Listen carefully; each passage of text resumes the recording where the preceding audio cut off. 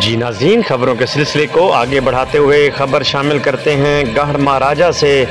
شیخ امتیاز رحمانی کی بتائی ہوئی تفصیلات کے مطابق اولیاء اللہ کا فیض تا قیامت جاری رہے گا۔ الحاج صاحبزادہ سلطان حاجی عبدالمجید حاجی سائیں ساری عمر تعلیمات سلطان باہو کے فروغ کے لیے سرگرداں رہے۔ اپنے بزرگوں کے نقش قدم پر چلتے ہوئے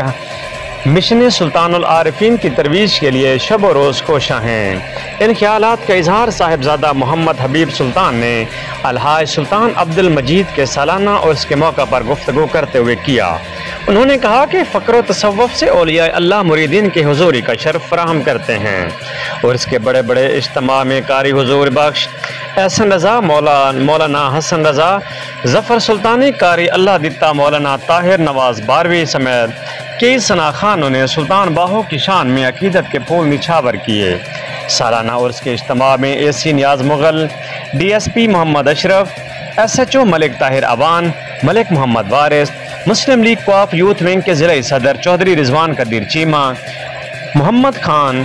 رائے مشتاق بھٹی، نعیم Azhar,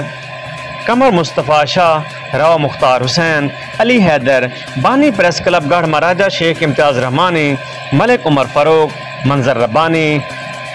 S D O وابدہ Altaf Hussain, Safdar علی کھیڑا سمیت خانوادگان سلطان باہو اور علاقہ کے معززین کی کثیر تعداد اور زائرین نے شرکت کی۔